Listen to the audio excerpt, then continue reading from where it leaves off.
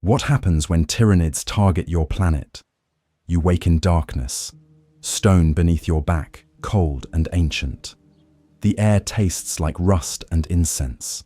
Your eyes adjust slowly.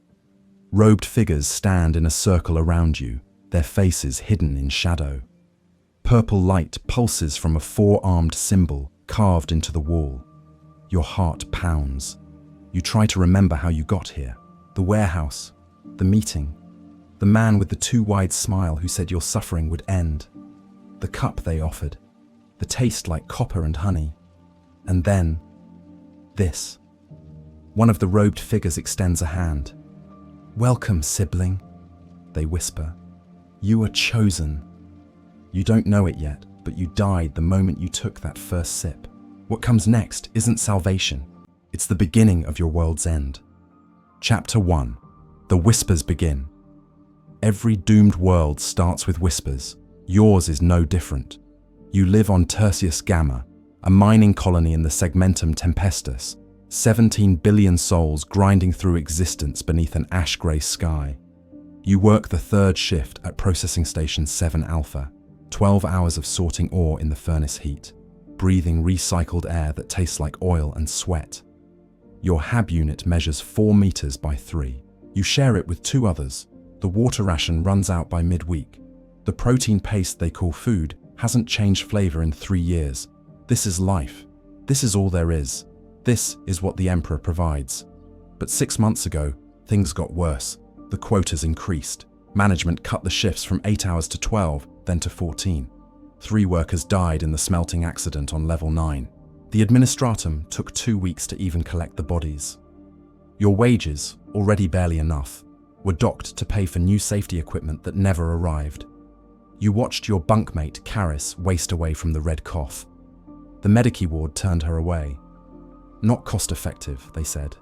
She died choking on her own blood in the night. You held her hand. There was nothing else you could do.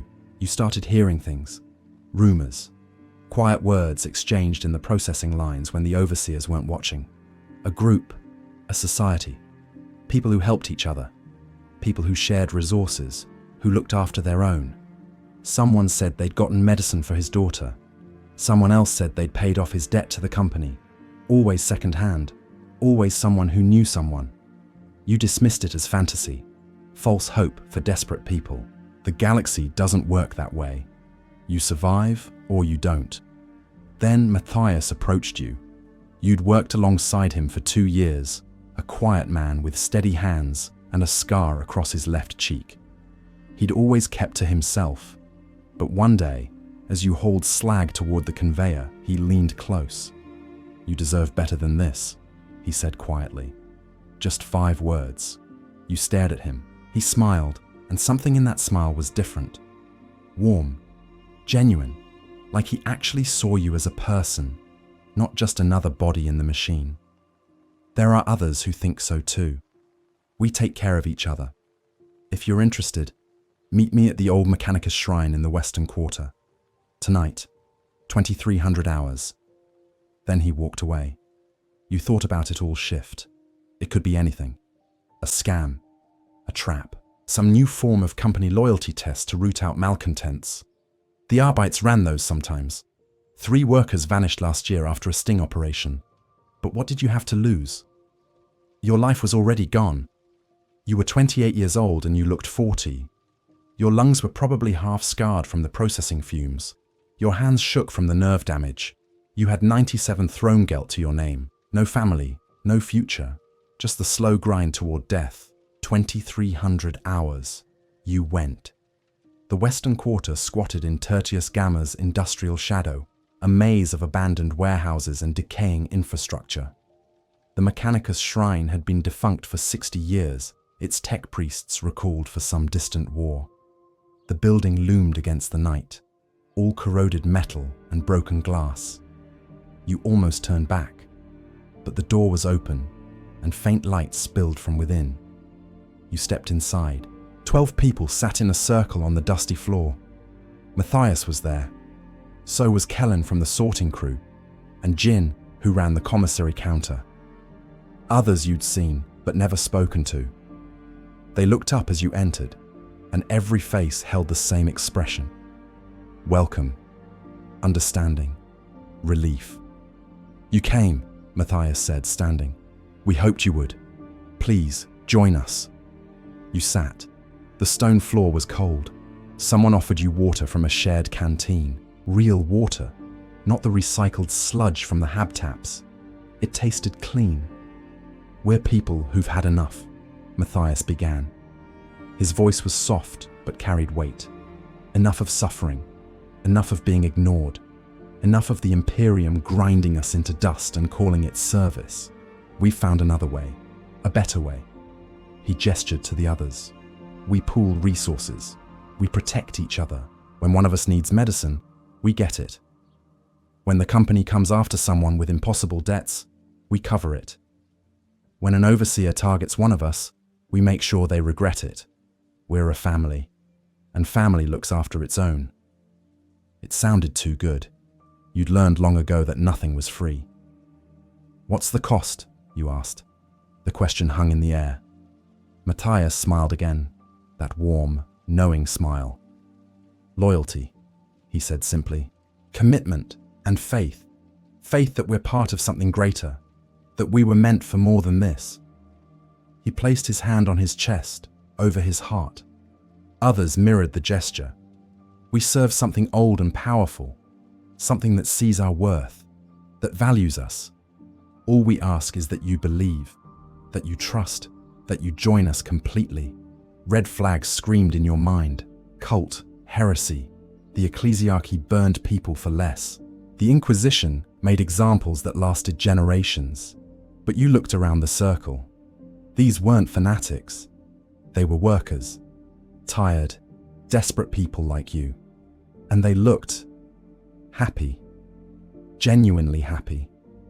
When was the last time you'd seen that? When was the last time you'd felt it? What do I have to do? You heard yourself ask. Matthias extended his hand. Come back tomorrow night. We'll show you more. No commitment yet, just see what we offer. See what you could be. You looked at that hand for a long moment.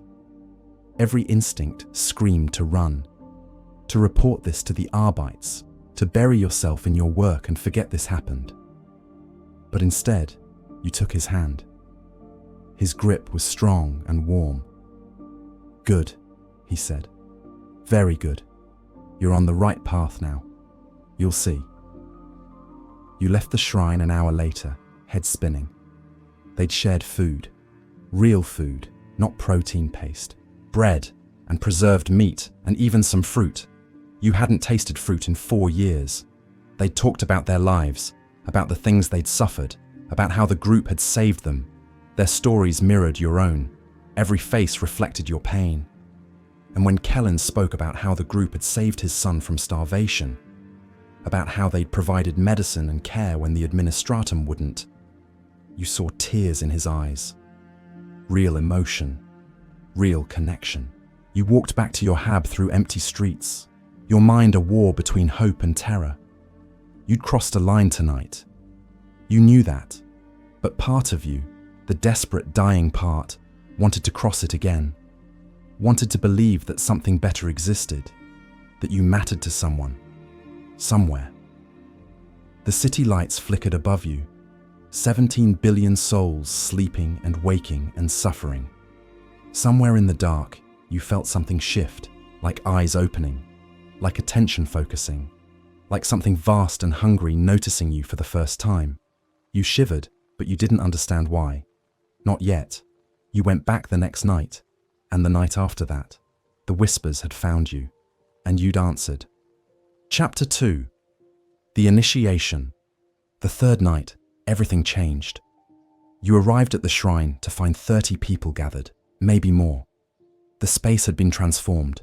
Candles lined the walls, their purple flames casting writhing shadows. Someone had cleaned the floor, revealing intricate patterns in the stonework. Geometric shapes that hurt your eyes if you stared too long. Symbols that felt old, older than the Imperium, older than the colony. Matthias greeted you at the entrance, but this time he wore robes. Deep purple fabric embroidered with 4-armed stars. Tonight, He said quietly, "If you're ready, you become one of us. Truly. You should have run. Every survival instinct you possessed screamed at you to leave, to forget this, to disappear into the city's anonymity. But you didn't, because over the past 3 nights, you'd seen things, real things. Jin's daughter had been sick with the red cough, the same disease that killed Karis. The group had pooled resources and bought black market antibiotics. The girl was recovering. You'd seen her, seen the color returning to her face. Kellen had been targeted by his shift overseer, a sadist named Varn, who decided to make an example of him for some minor infraction. Kellen was going to lose his job, which meant losing his HAB assignment, which meant the streets and death. But Varn had suddenly backed off. Rumor was, someone had leverage on him now, something that made him very cooperative. The group protected its own. You'd seen the proof. "I'm ready," you told Matthias, and you meant it. He clasped your shoulder. "I knew you would be. Come." He led you into the shrine's center. The crowd parted. At the room's heart stood a woman you hadn't seen before. She was tall, with pale skin and dark eyes that seemed to reflect the candlelight strangely. She wore robes like Matthias, but hers were adorned with additional symbols. 4 arms radiating from a central star. A chalice. A blade. She radiated authority and something else. Something that made your hindbrain want to flee even as your conscious mind was drawn forward. "This is the Primus," Matthias whispered. "Our leader, our guide." The woman smiled, and her teeth seemed slightly too sharp in the candlelight. "Welcome, Seeker," she said. Her voice was layered, like multiple people speaking in perfect unison. "You've suffered, you've endured, you've survived in a galaxy that doesn't care if you live or die, but suffering has purpose. It prepares us, tempers us, makes us worthy." She gestured to the assembled crowd. "Everyone here has walked your path. Everyone here has felt the Imperium's boot on their neck. And everyone here has been lifted up by the Star Children, by the gods from beyond. Star Children, gods, heresy upon heresy. The words should have horrified you. Instead, they felt like confirmation of something you'd always suspected. That the Imperium's God Emperor was a lie. That the endless suffering had no meaning. That there was something else out there. Something that might actually care. "Tonight," the Primus continued, "you will swear yourself to our cause. You will become family, blood of our blood, soul of our souls. And in return, the Star Children will bless you, will see you, will remake you into something greater." The ritual began. You were guided to kneel in the circle's center. The stone floor was cold, but the candles made the air thick and hot. The Primus approached, carrying a chalice, the same kind of cup you drunk from that first night. "This is the first sacrament," she said, "the blood of the covenant. Drink and be joined to us." She offered the chalice. The liquid inside was dark red, almost black. It smelled like copper and something sweet, something organic and wrong. Every rational thought told you to refuse. Your hand reached out anyway. You took the chalice. The metal was warm. You drank. The taste hit you like a physical blow. Copper, yes. Blood, definitely. But also something else. Something that fizzed on your tongue and burned down your throat. Your vision blurred. The room spun. You felt hands steadying you. Voices murmuring reassurance. "That's it," the Primus said. "Let it work. Let it change you." Heat spread through your body from your stomach outward. Your skin prickled. Your heart hammered. For a moment, you thought you were dying. Then the sensation passed, leaving you gasping and weak. "Stand," the Primus commanded. You staggered to your feet, legs shaking. She produced a small knife from her robes. The blade was obsidian, polished to a mirror shine. "Extend your hand." You did. She pressed the blade to your palm and drew it across in one swift motion. Pain flared, but you didn't cry out. Blood welled up, dark in the candlelight. She did the same to her own palm, then pressed her bleeding hand to yours. "Your blood is our blood," she intoned. "Your life is our life. What hurts you, hurts us. What threatens you, threatens us. You are family now. Say the words. Someone handed you a card with script written in a language you didn't recognize. But as you stared at it, the symbols seemed to shift and resolve into meaning. I pledge myself to the Star Children, you read aloud. Your voice sounded distant, like someone else was speaking. I renounce the false emperor and his corrupt servants. I accept the gifts of the gods from beyond. I will serve. I will obey. I will prepare the way. The words felt heavy, like they carried weight beyond their sound. The air itself seemed to press down on you as you spoke them. It is done, the Primus declared. The assembled crowd erupted in applause and cheering. People surged forward, embracing you, welcoming you, calling you brother, sister, family. Hands patted your back. Voices spoke congratulations. Someone wrapped a purple sash around your shoulders. The attention was overwhelming. You'd spent years being invisible, another faceless worker in the Imperial machine. Now you were seen, valued, chosen. The feeling was intoxicating. The Primus marked you next. She traced a symbol on your forehead with her still bleeding palm, 4 arms radiating from a central point, the icon you'd seen throughout the shrine. The mark of the Covenant, she said. Wear it with pride. The blood felt warm and sticky on your skin. You resisted the urge to wipe it away. Around you, others bore similar marks, some on their foreheads, some on their hands or necks. Badges of belonging. They fed you again after that. More real food, a feast compared to the rations you'd survived on for years. Bread and meat and vegetables, and even some kind of sweet pastry. You ate until your stomach hurt. Others sat with you, sharing their own initiation stories. Ellis had joined 2 years ago, saved from debt bondage. Carrick had been recruited after his wife died in a factory accident, and the group had helped him care for his 3 children. Story after story of the Imperium's failures and the cult's salvation. Each tale reinforced the same message. You'd made the right choice. You were safe now. You were home. But as the celebration continued, you noticed things. Small things. The way some people's eyes reflected the candlelight wrong, with a purple sheen that shouldn't exist. The way the Primus moved, with a fluidity that seemed almost inhuman. The symbols on the walls, which your tired brain kept trying to interpret as something familiar, something biological. Ribs, carapace, claws. You blinked, and the images resolved back into abstract geometry. Too much to drink, you told yourself. Too much excitement. Your hand throbbed where the Primus had cut you, and when you looked, the wound had already started to scab over. Faster than it should have. Much faster. Don't worry about the strangeness, Matthias said, appearing at your elbow. Had you spoken aloud, you couldn't remember. The sacrament affects everyone differently at first. Your body is adjusting, accepting the gift. In a few days, you'll feel better than you ever have. Stronger, clearer. You'll see.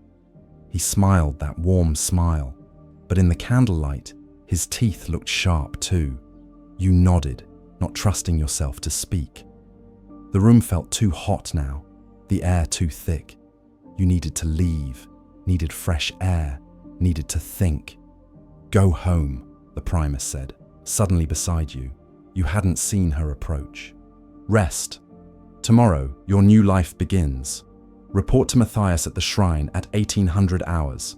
He'll explain your duties. She placed a hand on your shoulder, and even through your clothes, you could feel the unnatural heat of her skin. You've taken the first step on a glorious path. The Star Children see you now. They're pleased. Her eyes met yours, and for just a moment, you saw something move behind them. Something with too many legs. Then she blinked, and it was gone.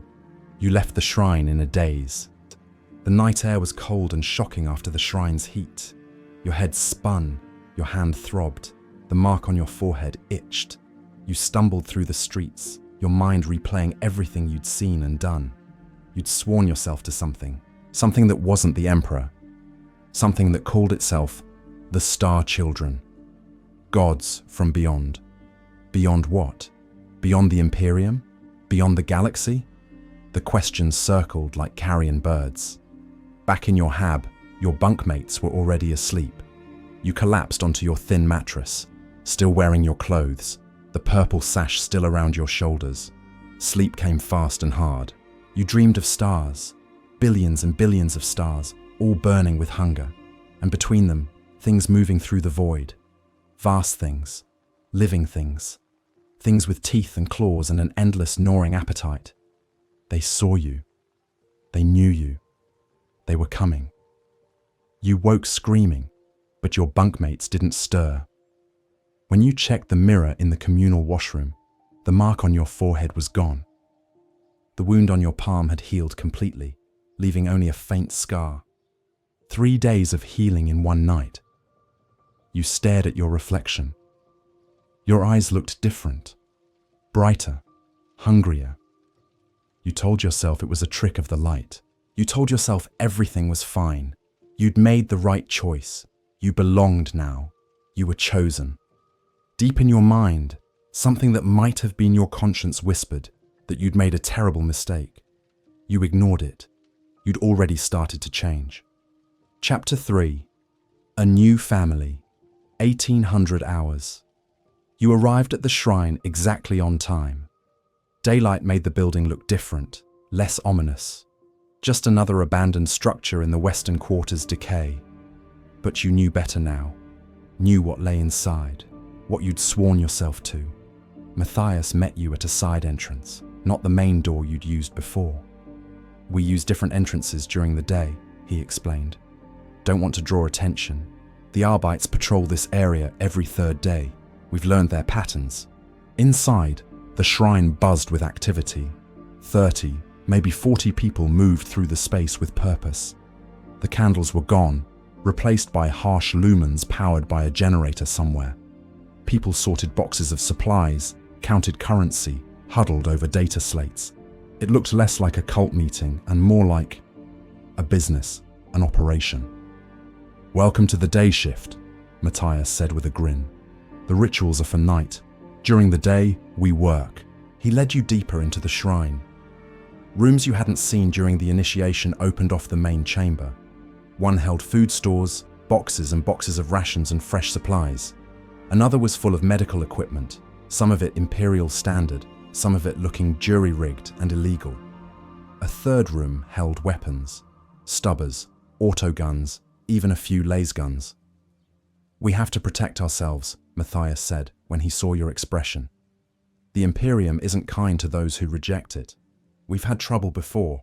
We'll have it again. Your role, Matthias explained, was simple at first. Integration, observation, learning. The cult operated on a cell structure, small groups of 10 to 15 members, each with specific responsibilities. Some cells focused on recruitment, identifying potential candidates and bringing them in. Others handled resource acquisition, which you quickly learned meant theft, extortion, and black market trading. Some cells infiltrated key positions in the colony's infrastructure. Workers in the administratum offices, the Arbites precinct, the planetary defense force, even the local ecclesiarchy mission. Eyes and ears everywhere. We're everywhere, Matthias said with pride.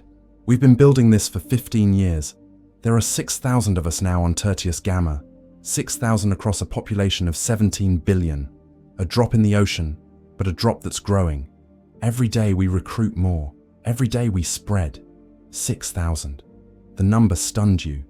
You'd thought this was a small group, a desperate handful of heretics. But 6,000. That was an organization, a movement. Your cell had 12 members. You'd already met most of them at the initiation. Matthias led the cell, taking orders from the Primus and the Inner Circle. Kellen handled logistics and supply chains. Jin managed recruitment, the soft approach, the sympathetic face that drew people in. Ellis worked in the administratum and fed the cult information about investigations and crackdowns. Carrick, surprisingly, was the muscle. Despite his role as a grieving father, he'd done time in the planetary defense force and knew how to hurt people efficiently. Your job was propaganda. It surprised you until Matthias explained.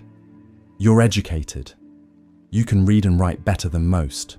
We need someone to produce materials, pamphlets, posters, messages that spread our truth and undermine the Imperium's lies. He led you to a small printing press in one of the back rooms, an ancient machine that wheezed and clanked. Kellen keeps it running. You'll write the words, we'll distribute them. Help people see the rot at the Imperium's core. Prepare them for what's coming. What's coming? The phrase sent a chill through you. What is coming? You asked. Matthias's expression shifted, becoming distant, almost ecstatic. The return, he said quietly. The Star Children are out there, beyond the void. They're traveling toward us, toward all the suffering worlds of the Imperium. When they arrive, everything changes. The corrupt are swept away. The faithful are uplifted. The galaxy is remade in perfection. He spoke with absolute conviction, like a priest describing the Emperor's glory. Except this wasn't the Emperor. This was something else. You spent your first day writing. Matthias gave you themes. The Imperium's failures, the God Emperor's lies, the suffering of the common people, the promise of something better. You wrote carefully, trying to balance message and safety. Too blatant, and the Arbites would crack down immediately. Too subtle, and no one would pay attention. It was harder than you'd expected, and by the time the 1800 hours approached, you'd only produced 3 short pamphlets. Matthias reviewed them and nodded approvingly. Good, thoughtful, not too inflammatory. These will work in the factory districts. Kellen will get them distributed. The cult had money, a lot of money. You'd assumed it was pooled resources from the members, but the truth was more complex. The cult ran legitimate businesses as fronts, a shipping company, 3 restaurants, a textile factory, a medici clinic. These businesses employed cult members and generated revenue that funded the operation. But they also did something else. They provided cover, meeting spaces, money laundering, opportunities for recruitment. The medici clinic was particularly effective. People came in desperate, sick, unable to afford treatment. The clinic would treat them anyway, at reduced cost or free. Then, softly, they'd be approached, told about the community that helped each other, invited to meetings, drawn in.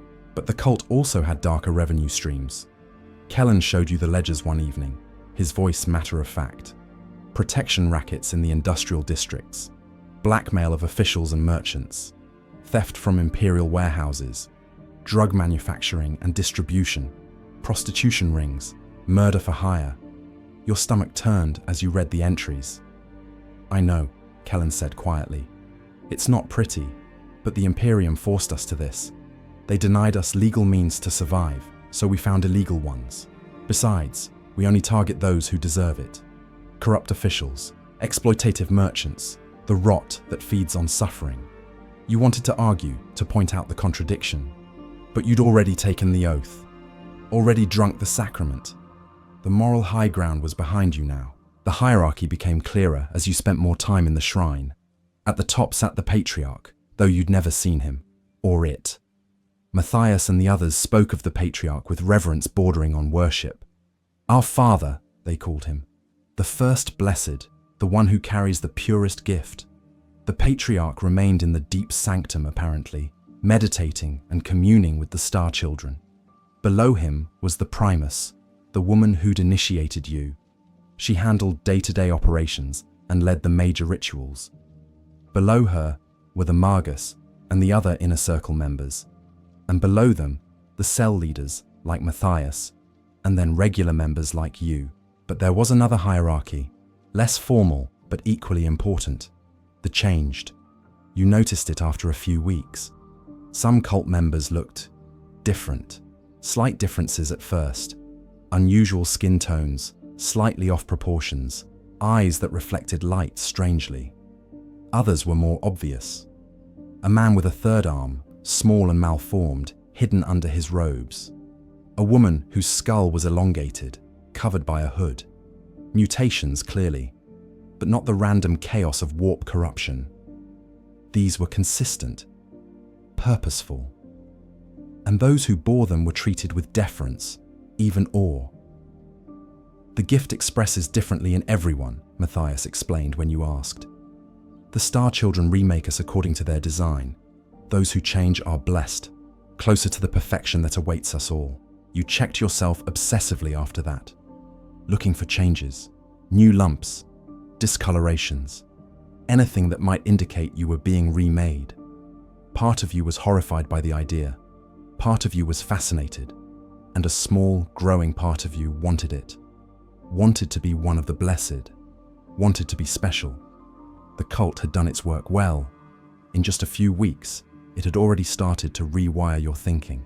Daily life fell into a rhythm. You'd work your shift at Processing Station 7 Alpha, 12 hours of mind-numbing labor. Then you'd report to the shrine. Sometimes you'd write propaganda. Sometimes you'd help with supply sorting. Sometimes you'd attend meetings where Matthias or the Primus would preach about the coming transformation, about the Star Children's glory, about humanity's destiny beyond the Emperor's failed vision. You attended 2 more rituals, smaller than your initiation. You drank the sacrament again. Each time, you felt the heat spreading through you, felt yourself changing in ways you couldn't articulate. You were stronger now, faster. Your old injuries didn't hurt anymore. You needed less sleep. Your mind felt sharper, clearer, but you also felt hungrier. Not for food, for something else. Connection, purpose, the approval of the Primus and the inner circle. You found yourself competing with other cult members for responsibilities, for recognition. When Matthias praised your work, you felt a rush of pleasure that was almost physical. When he criticized something, you felt crushing shame. You'd become dependent on the cult's validation, on the feeling of belonging, on the identity it provided. You were no longer just a faceless worker. You were a chosen one, a herald of the Star Children, part of something vast and meaningful. The cult became your world. Your old life, the hab, your bunkmates, the few acquaintances you'd had at the processing station, faded into background noise. You still went through the motions, but your real life was in the shrine, with your real family. The cult members knew you better than anyone ever had, understood your pain, shared your hopes. When you spoke at meetings, people listened. When you struggled, they helped. When you succeeded, they celebrated. It was everything the Imperium had never been, everything you'd always wanted. You should have recognized it as manipulation, as control. But by the time you understood what was happening, it was far too late. The cult had you, mind, body, and soul. You were theirs. And deep in the shrine's sanctum, in the darkness where the patriarch waited, something ancient and patient smiled with too many teeth. Another soul claimed, another vector secured, another step toward the feast. The Star Children were coming, and you were helping to set the table. Chapter 4, The Chains That Bind. 3 months in, you realized you couldn't remember the last time you'd had a real conversation with anyone outside the cult. Your bunkmates had become ghosts, people you shared space with but never actually spoke to. Your co-workers at Processing Station 7 Alpha were just faces in the crowd. When had that happened?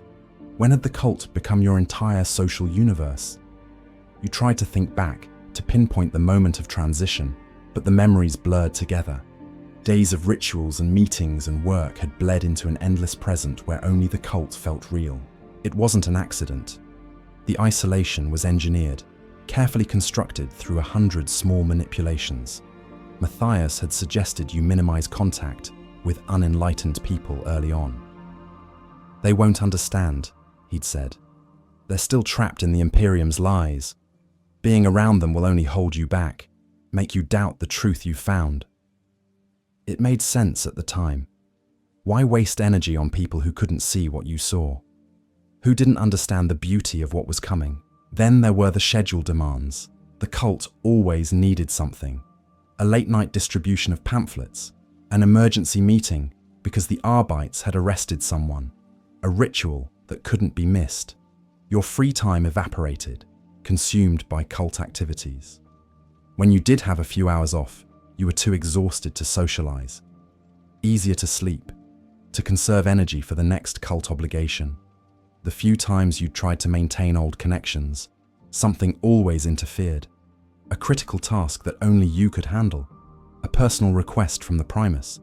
The subtle implication that choosing your old life over the cult meant you weren't truly committed. You chose the cult every time. The pattern became habit. The habit became your life. The cult replaced what it took. You needed friendship. Your cell members became your closest companions. You needed purpose. The cult's mission gave you direction. You needed family. The Primus herself called you beloved child during rituals. The substitution was complete.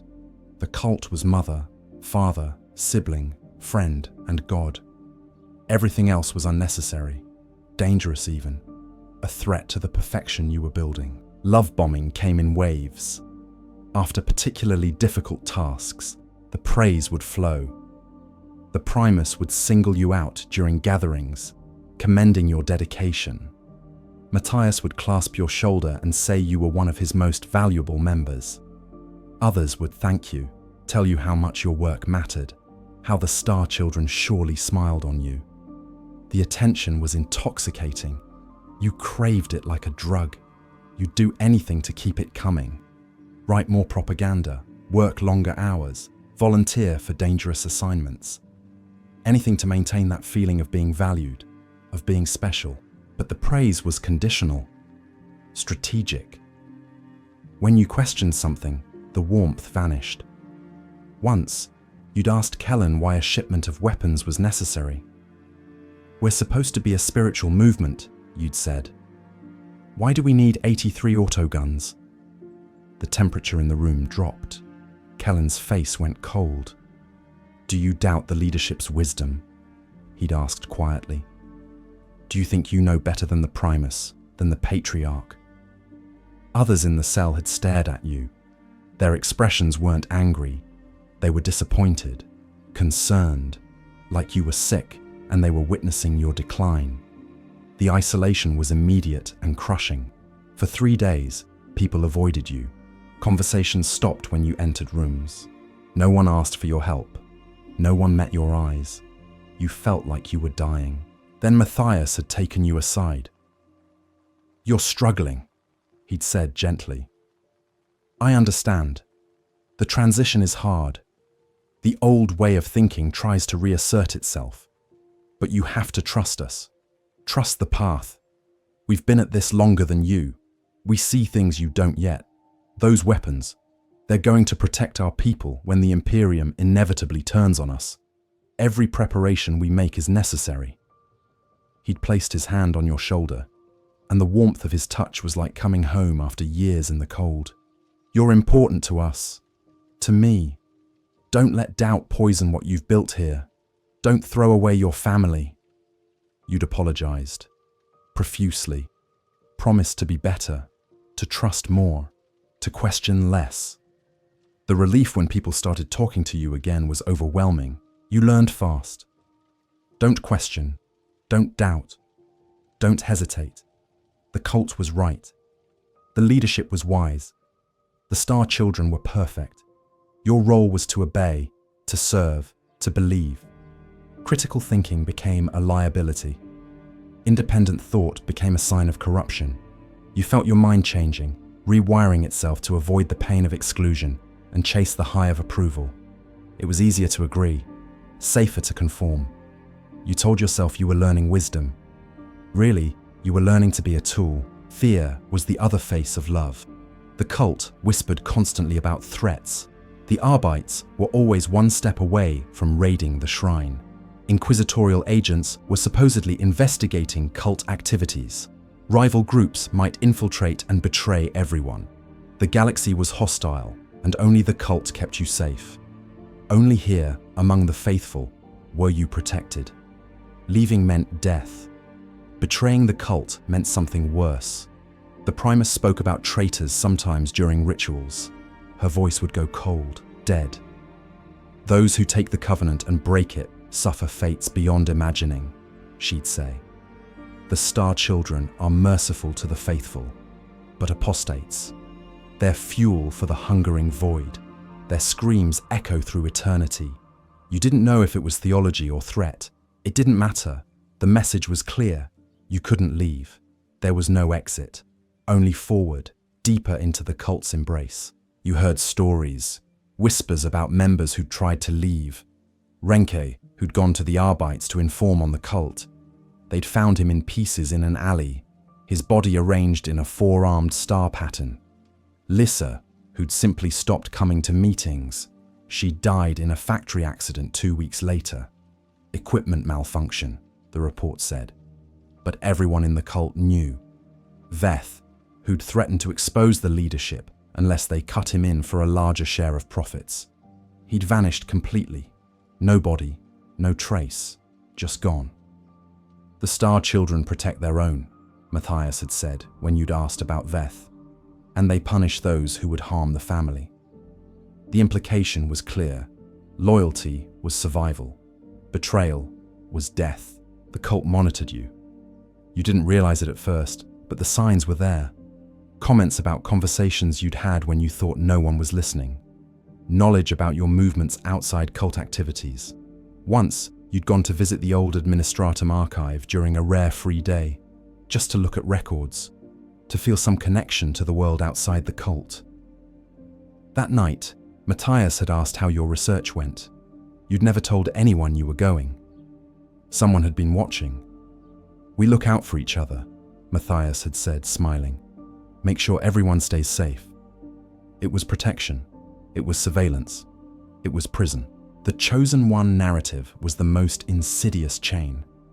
The cult told you over and over that you were special, that out of 17 billion souls on Tertius Gamma, you had been selected. The Star Children saw something in you. You had a destiny, a purpose. You were important in ways the mindless masses could never understand. It made the sacrifices feel worthwhile, made the isolation feel noble, made the loss of self feel like transcendence. You weren't being controlled. You were being elevated, transformed, perfected. The physical changes continued. You were stronger now, noticeably so. You'd always struggled with the heavy ore containers at the processing station. Now you lifted them easily, one-handed. Your eyes had developed that strange reflective quality you'd noticed in others, a purple sheen in certain lights. Your teeth felt sharper. Your nails grew faster and harder. Once, you'd cut yourself on broken glass, a deep gash across your forearm. It had healed in hours, leaving no scar. You were being remade. The sacrament was changing you at a cellular level. You knew you should be terrified. Instead, you felt proud. You were among the blessed. The gift was expressing in you. But the changes went beyond physical. Your thoughts felt different. Alien urges crept into your mind. Hunger, yes, but not for food. Hunger for unity, for connection on a level deeper than words. Sometimes during rituals, when the cult chanted in unison, you felt your mind touching others. A psychic communion, brief and intoxicating. You could feel their emotions, their thoughts, their absolute conviction. And beneath it all, something vast and patient and utterly inhuman. Waiting, watching, approving. The patriarch maybe, or something beyond even him. The Star Children themselves, pressing against reality from some distant, terrible place. You stopped resisting. What was the point? The cult had everything you needed, everything you'd ever wanted. Purpose, belonging, power, the promise of transformation. Yes, you'd given up freedom, given up independent thought, given up the person you'd been before. But that person had been miserable, powerless, meaningless. Now you mattered. Now you were part of something vast and glorious. The chains were still chains, but you'd learned to love them, to need them. Without them, you'd drift away, lost in the uncaring void of the Imperium. With them, you were anchored, safe, home. 4 months in, the Primus promoted you. You were no longer just a propagandist. You were now assistant cell leader, Matthias's second in command. The recognition sent a thrill through you that bordered on sexual. You'd proven yourself. earned your place. The Primus conducted a small ritual to mark the occasion, anointing you with oil that smelled like copper and rot. "You've come so far," she whispered, her breath hot against your ear.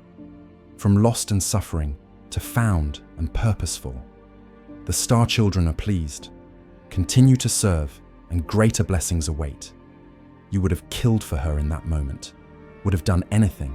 You were completely, utterly hers. That night, you dreamed again of the void, of vast shapes moving through darkness, closing the distance to Tertius Gamma, getting closer, closer. You could see them now, truly see them. Living ships, mountains of flesh and chitin and hunger, billions of organisms working in perfect unity, guided by a singular, ravenous intelligence. The Tyranids, the great devourer, the Star Children. They were coming to consume your world, to strip it to bedrock and move on, leaving nothing but a lifeless husk. And you were helping them, preparing the feast, opening the door. You woke gasping, sweat-soaked and terrified. But by morning, you'd rationalized it away. Just a dream. Stress and exhaustion. The Star Children were salvation, not destruction. The Primus had said so. Matthias had said so. The cult knew the truth. You trusted them. You had to. You'd given them everything else. All that remained was absolute faith. And in the darkness of the shrine, in the sanctum where the patriarch waited with his wrongly jointed limbs and his too wide mouth, that faith was all they needed. You were theirs now, body and soul, until the very end. Chapter 5. The Double Life. You are no longer just a believer. You are a weapon wrapped in normalcy. Every morning, you walk the same streets you always walked. You pass the same vendors, the same enforcers, the same propaganda holoscreens blaring the glories of the Imperium. You smile. You nod. You blend. On the surface, nothing has changed. You still work your shift at the manufactorum. You still pay your tithes. You still bow your head when the preacher drones on about the God Emperor's eternal vigil. But beneath that mask, you are something else entirely. You are part of a network that spans this city like roots beneath concrete. And every day, you play your role in a war no one else can see. The cult does not advertise itself. It does not march in the streets or burn churches.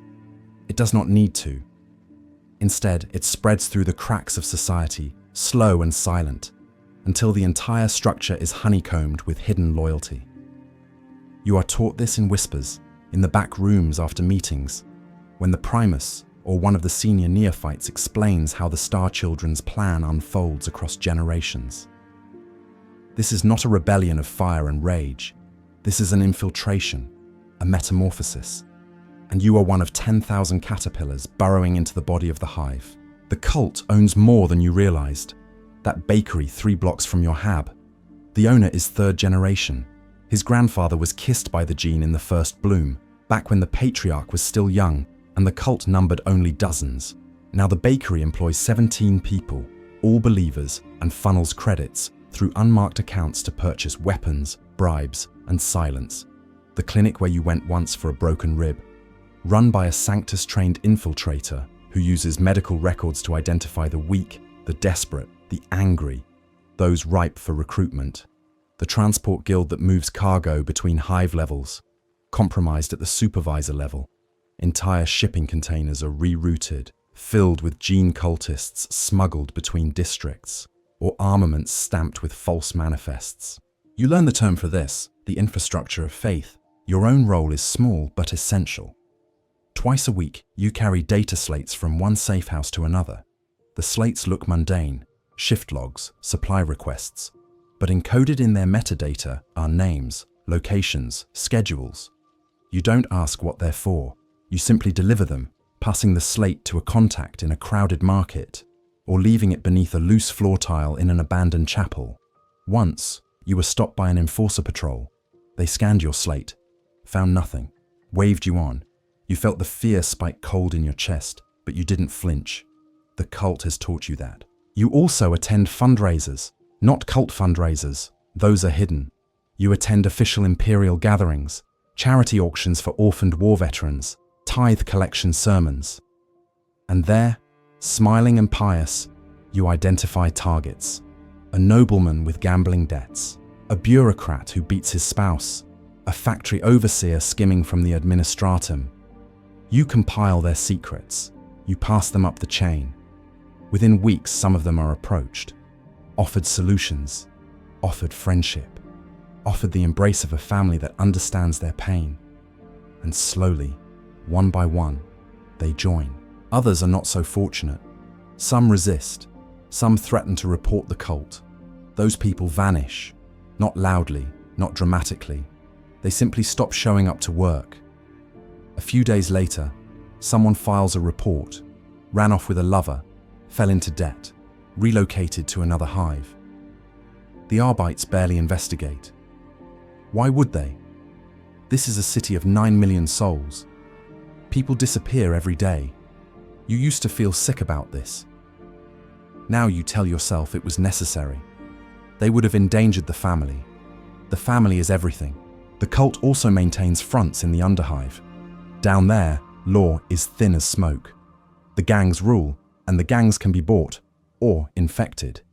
Your Primus has made deals with at least 4 syndicates, offering muscle, weapons, territory, in exchange for safe passage and blind eyes. Some gang members are recruited outright, their bodies altered by the gene, their minds reshaped by communion with the Patriarch. Others remain ignorant, useful pawns who think they're just doing business with another crew. Either way, the Underhive becomes a fortress, a place where the cult can operate without interference, stockpiling arms and breeding the next generation in hidden warrens carved from the bedrock. You descend into the Underhive once with a supply convoy. The stench hits you first. Refuse, chem runoff, the sour reek of bodies packed too tight. The darkness is absolute in places, broken only by flickering lumens and the bioluminescent fungi that grows in the damp. You pass through checkpoints manned by brood brothers, their 3rd and 4th arms hidden beneath cloaks. They nod you through. Deeper still, you see nurseries, rooms filled with clutches of eggs, tended by acolyte hybrids whose bodies are more alien than human, their faces stretched and eyeless, their devotion absolute. This is where the future is born. This is where the gene takes root and spreads. You are told that in 3 generations, there will be enough of you to take the hive from within. 3 generations, roughly 75 years. The Imperium measures time in millennia. The cult measures it in heartbeats. You are also taught how to recognize the enemy. Not orcs, not heretics. The real enemy, suspicion, the Inquisition. The witch hunters and interrogators who can unravel decades of work with a single paranoid hunch. You are shown picked captures of inquisitors, men and women in crimson and black, their eyes cold, their retinues bristling with psychic wards and melter weapons. You are taught the signs of an investigation, unusual Arbites activity, unscheduled census sweeps, servo skulls appearing in places they shouldn't be. If you see any of these, you are to report immediately and go dark. Cease all cult activity. Become invisible. The network will coil inward, close its doors, cut off infected limbs if necessary to preserve the whole. So far, there have been 3 purges in the city's history, according to the Magus. Each time, the cult survived. Each time, it regrew. The Imperium thinks in terms of extermination. The cult thinks in terms of regrowth. Cut off a head, and 2 more sprout in the dark. But there is a cost to this double life. You feel it in the weight of constant vigilance. You cannot afford a careless word, a slip of the tongue, a moment of doubt spoken aloud. Your friends outside the cult, do you even have them anymore? You've grown distant. They notice. You make excuses, work, family obligations, fatigue. They stop inviting you. You tell yourself it's fine. They were never real family anyway. Not like this. Your sleep suffers. Some nights, You dream of the patriarch, not as a holy vision, but as a presence pressing down on your chest, claws digging in, whispering in a language you feel rather than hear. You wake gasping. You don't tell anyone. To voice doubt is to invite correction. Correction is painful, and yet there are rewards. The cult takes care of you. When your hab unit's heating fails, a brother who works in maintenance fixes it for free. When you fall ill, the biomancer himself visits you, his hands crackling with strange energy, and within hours you are well again. When enforcers harass you for loitering, a senior hybrid intervenes, bribes them, sends them away. You are protected. You are valued. You matter. That is more than the Imperium ever gave you. You begin to see the Hive differently. It is no longer a city. It is a body, and the cult is a virus rewriting its genetic code.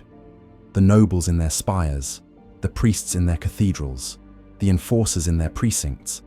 They are the old cells, obsolete, unaware they are already dying. You and your kindred are the new cells. You are the future.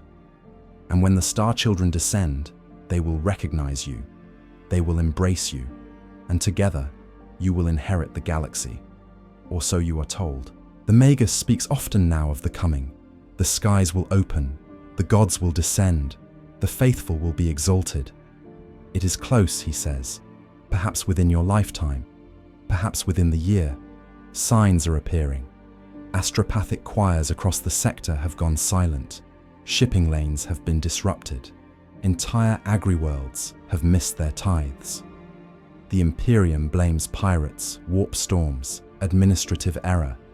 But the Magus knows. The Hive fleets are moving. The shadow is falling. And when it arrives, this planet will be ready. You want to believe him. You have sacrificed too much not to. But sometimes, late at night, you wonder, when the Star Children come, will they truly know you as kin? Or will you just be food like everyone else? You push the thought away. Doubt is weakness. Faith is strength. And you are strong.